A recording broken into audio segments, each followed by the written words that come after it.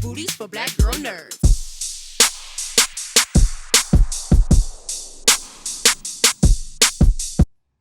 Shonda, first of all, I want to say thank you. Back in 2014 in Marie Claire magazine, you gave me a shout out and it changed the trajectory of my career, both personally and professionally. Did it? So yes, of that's course. Amazing. That's amazing. So you co-signing on Black Girl Nerds changed everything. So I appreciate you for that. No problem. So first and foremost, I just want to say, they say that write what you know. And when you are crafting a story together, do you see a lot of yourself in the characters that you write? And do you relate to Queen Charlotte at all? I do see a lot of myself in the characters that I write. I think it's very important that everybody feel relatable. And as a writer, I always put something of myself in every character that you're seeing, good or bad. And that's exciting to me. I do think Queen Charlotte's relatable. She's a woman coming into her own power, trying to figure out a world that she's not necessarily welcome in. I think that that's very relatable for lots of people. And you've changed the landscape of imaginative period dramas from Still Star-Crossed to Bridgerton and now Queen Charlotte. Do you feel like you found your niche? And do you feel like this is the niche that you've always wanted to write about? Or is this just something where it just took a few shows to get there? Yeah, I don't think I write in any niche. I'm doing medical shows, I'm doing law shows, I'm doing, all kinds of shows. So to me, doing this show was really just about, I was excited about the characters and I was excited about telling a story about them. I've followed your career since Grey's Anatomy, and you've had such a successful and impressive body of work in television. Is there a story that you haven't done yet that's still on your bucket list? Oh, wow. I don't know if there's a story necessarily. I always get interested in interesting enough jobs first. That's sort of how I get excited about telling a story. You're a doctor, you're a lawyer, you're a scammer, you're a fixer, you're a queen. Those are all jobs. And to me, I like to do all the research about that and then dive in. That's what first interests me. So I don't know what's next. And you've had such an incredible journey in this business. What are you most proud of so far? Oh, wow. I don't know. I mean, there's a lot of wonderful things that have come out of this that surprised me. The number of people who've become doctors because they watch Grey's, or the number of people who feel like they need to live in another era a little bit because they've watched Bridgerton. I've seen that, like in fashion and makeup and how it's going on. I don't know. I think there's a lot of things, but probably the fact that television was very, very white and very, very male before I came in is one of the things that I feel like changed during my era. Are you still doing the live tweeting? No, I'm not on Twitter anymore. Oh, okay. Yes. I feel like everybody's kind of getting away from Twitter now with everything that's going on. I know. It's not as much fun because I love sort of saying what I needed to say that quickly. But I think people are getting away from it, but also it's not the same place it was before. Yeah, absolutely. Well, I really appreciate everything that you have done. I appreciate you supporting Black Girl Nerds in the early stages of when we first started on Twitter with live tweeting scandal. Yes. And I can't wait for Queen Charlotte to come out and for everybody else to see it. This is such an incredible series. And I just appreciate what you've done for television and just reimagine period dramas with Bridgerton and now this. So thank you so much for speaking with us. Thank you. So I am going to start with you, India. Charlotte has this very fierce and regal quality about her that makes her a queen before she even becomes one. So did you study about the lives and personalities of queens while prepping for this role? Not really, and I think that's because it's fictitious. We know Charlotte existed in history, but this is not a documentary. It's not a piece of non-fiction. It is like, a fantasy land. So I had my influences, and it was amazing to have, for me, music was really helpful in my preparation. So I was listening to a lot of like 90s R&B, Aaliyah, Brandy, Destiny's Child, like to get myself into that, to like motivate myself in the morning. But the actual like trying to find someone to aim, it wasn't on my agenda. Corey, I love the very complex and very real plot about King George's mental disorder and how he has to deal with that during a time where the resources were quite limited. Yeah. And I wanted to know, did you research other kings and noblemen who suffered mental illness during that time while prepping for the role? No, I know. I didn't do any research on other kings. I didn't think that. Maybe there is some use in that. I don't know, but I think that everyone. No, I studied George because I was playing George, and there's a wealth of things there, and one person's reaction to responsibility or pressure or being a king or love or having an affliction or mental health or whatever it is, that's one person's reaction. And I guess casting the net wider to cover other kings or noblemen, I didn't think would be too useful. But George is a wealth of information in and of itself. Yeah. India, the dresses and the wardrobes in this series are incredible. And the crown, which we get to see in the promo art, is definitely to die for. What was your favorite piece to wear while filming? I think my favorite piece was, in terms of jewelry. In terms of jewelry, wardrobe, anything. I like the wedding dress that she eventually wears. Just A la because a la mode. And it was supposed to be haute couture, and then we changed it because it wasn't of the time period. Nice. Bit of information. Bit of information. I liked that wedding dress because it's her in her most natural, free, what you see is what you get form, and she ends up getting married and being loved unconditionally in it. So it's very important. Absolutely. Corey, King George takes on a whirlwind of emotions. We love him. We're mad at him. We feel sympathy for him. Did it feel like reading him on the page that you experienced those emotions? And did you find it challenging to convey those various aspects of the character? Yeah, I mean, it was a challenge. Yeah, because he's got such a wide spectrum. When I read it, though, I didn't feel anything other than sympathy really for him, because I knew why he was doing the things that he did, and I think that if an audience was to watch it 2 times, I would hope that the second time that they watched it, they wouldn't go, God, why what the hell because they would see why he's doing the things that he's doing. But it was a brilliant challenge, and every moment of it, even when it was really difficult, was an absolute joy, and it was a joy to work with everyone involved and collaborate on creating such a diverse personality. Thank you so much for taking time to talk to Black Girl Nerds. Absolutely love this series. Thank Binged you. it all in one sitting. I can't wait for everybody. Thanks. So I feel like, well, first of all, I absolutely love Lady Danbury. And I feel like she is playing chess while everybody else is playing checkers. Yes, I love that. Now, she has a very interesting role because her ancestry and her family history sort of plays a role in her motivations. Why do you think that is?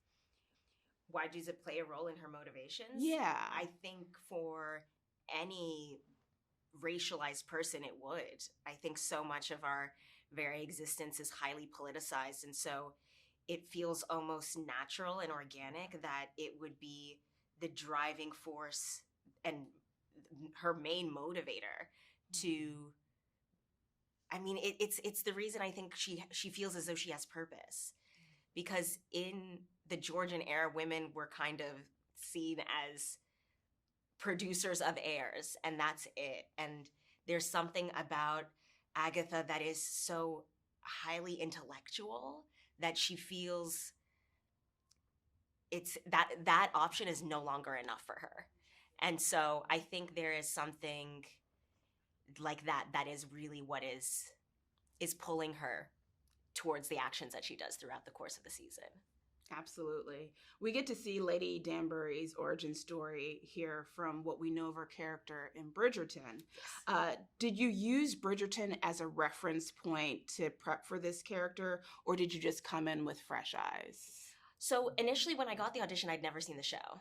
I was like, I thought Bridgerton was the name of the street that they lived on. I did not even realize it was a family. And so I think specifically in the auditioning process, I wanted to make sure that I came in fresh so that they just knew who I was, unadulterated by any other, interpretation of the script and the character. And then when it started to look like I had a fighting chance at the role, I wanted to just understand what world I was inhabiting. I mean, we don't use a lot of the language that they use in the show, the ton. I mean, just to understand what that means or the stakes of the situation, I think it was necessary to just almost immerse myself in the world. It's very different than like our day to day. Absolutely. Sometimes to get to the core of a character, actors have to see themselves in that character. Do you find any common ground with Lady Danbury as you're portraying her? Yeah, I definitely do. I think a lot of the isolation that she is going through, the fact that she feels so lonely even when she's in a room full of people, I think that's something that I definitely can call upon to. And she's tends to be the only Black woman in a lot of white spaces, and I think that's a lot of things that a lot of Black girls can also experience. And so there was something almost therapeutic about being this woman who can finally say all the rebuttals that I have wanted to say because Shonda wrote them so eloquently. I think there's also parts of her that are things that I aspire to be. So it was almost having like 6 episodes, step by step, how to be, that strong, impactful woman that I've always dreamed of being. There was a lot of her, I think, that just I easily connected with without even knowing. Well, thank you so much for taking the time to talk to Black Girl Nerds. Thank Congratulations on Queen Charlotte, and we can't wait for this new season to start. Thank you so much. From one Black girl nerd to another, this has been amazing. Thank you. Thank you. Take care. You too. Bye. Good to meet you. Good to meet you as well. So, as Queen Charlotte, we all know from the Bridgerton series, did you mentor or coach India through the process of portraying the character that you helped cultivate through this epic series that we've all come to know and love? There was no coaching. There was no imposing anything on India. I wanted her to really celebrate the character for herself, to take her on, run with her, to find those nooks and crannies for herself. I think imposing something on Queen Charlotte is never a good thing. She will come back at you tenfold. So to support India in her own journey was one that I was very keen to do. I love that. The wigs on this show took me out. They take me out as well. They take me out. I found myself laughing because it was humorous at times how over the top they were. Yeah. But I also love the beauty and the elegance of it. Yeah. What were the production days like putting on those wigs? And did you get to keep any of them? No, I did not get to keep any of them. But I think they should have their own exhibition tour. I think that would, around the world. They should tour them around the world. I love that. As an exhibition piece. So Charlotte is about 2.5 hours to get ready to create her. And that includes, makeup, wig, and costume. From the beginning of the first foundation that is put on to the last jewel that is put on, it's about 2.5 hours work. That is because I get driven to set because I can't actually, once the makeup is done, I can't actually get any of the wigs or costumes on in my trailer. They have like an easy up tent, which is not dissimilar to the size of this room for me to get ready. So that journey is really important to me, the actress, because that's the time that it takes, the journey of Charlotte, from beginning to end. And it's one that is really joyous and fun because I get to, work with amazing hair and makeup designers and costume designers, and really privileged to wear those pieces of art, every day. It's an integral part of who the character is. Playing Queen Charlotte for 2 seasons on Bridgerton and now on Queen Charlotte, what is the thing that you love about her the most, and what is one thing that you dislike about her? I love Charlotte's unapologeticness. I love how she can stand in her own skin. I love that she celebrates her womanhood. And, the intimate scenes with George are the ones that the fans really talk about. So to be able to deep dive into that personal side of her in Queen Charlotte is really important, I think, for me and the character. So I'm really thrilled that we get to see the private, the human, the mother. I don't think there's anything I dislike about her. I've been with her for 4 years now. She's become a character, an entity of her own, and I have the deepest respect and admiration for her. She is kind of perfect, I have to say. She's perfect in her flaws as well. She does have flaws, but yeah, she definitely is a perfect all-rounder. Well, Golda, thank you so much for taking the time to talk to Black Thank Girl you. Nerds. Thank Really you so appreciate much. it. Yeah, me too. This was such an incredible series, and I can't wait for everybody to see it. Thank you. Not long now. A couple of days. Oh, Yes, God. indeed. Oh, God. Yeah. Take care. You too, my love. Thank you. So I'm going to start with you, Sam. Mm-hmm. Brimsley's loyalty to Queen Charlotte is so sweet. And yet he's also protective of the interests of the realm, which may not always be so loyal. So how does Brimsley maintain that balance? I think, he himself has grown up in the court, so he knows the ins and outs of this job and what's required. His parents grew up in the court. He's meticulous and so precise, and knows this is what he's wanted all his life, and knows that he has a number one duty to serve the crown and the Queen as best as possible. And given who the Queen is and doesn't quite understand how she needs to be in this role, understandably, he has to maneuver everything he kind of knows. And even if that sometimes means stepping off the traditional routes, then that's what he has to do. If he needs to, I suppose, go the other way from the crown in order to serve the Queen and look after her as a person, because I think that is what he's trying to do, is to see the humanity within her, not just the crown, he will do so because he's so incredibly loyal. And for you, Freddie, kind of the same question for you. Both Brimsley and both Brimsley and your character are 2 sides of the same coin, where they have to keep these secrets from the very people that they serve. So how does your character balance protecting the king and staying loyal while also keeping those secrets that threaten the crown? How does he? Well, I think he has a very tough time of balancing his duty towards the king and wanting to share his secrets with Brimsley. And I think at the end of the day, his hand is slightly forced in a way, because the secrets spill out against his will, no matter how hard he's tried to protect King George. But my favorite thing to play as an actor was this conflict between his love for George and his love for Brimsley. Obviously very different types of love, but nonetheless his fierce loyalty and love towards George, conflicting with love for Brimsley. Yeah.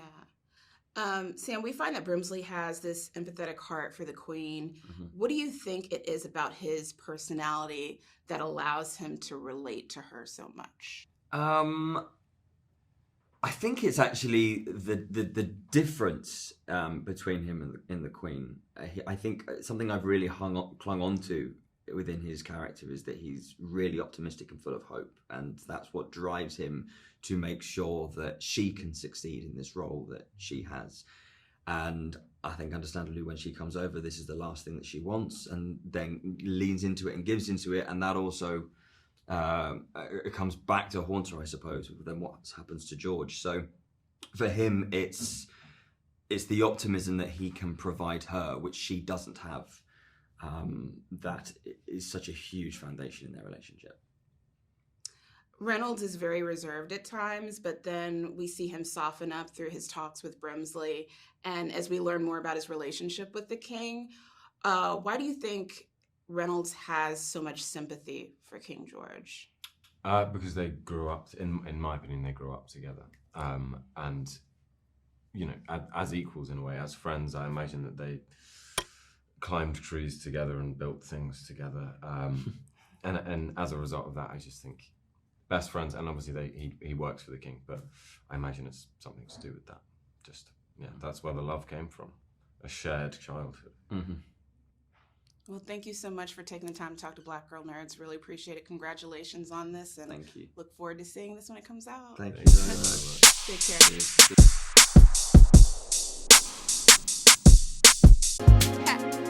Better shake your booties for Black Girl Nerds. Better shake your booties for Black Girl Nerds.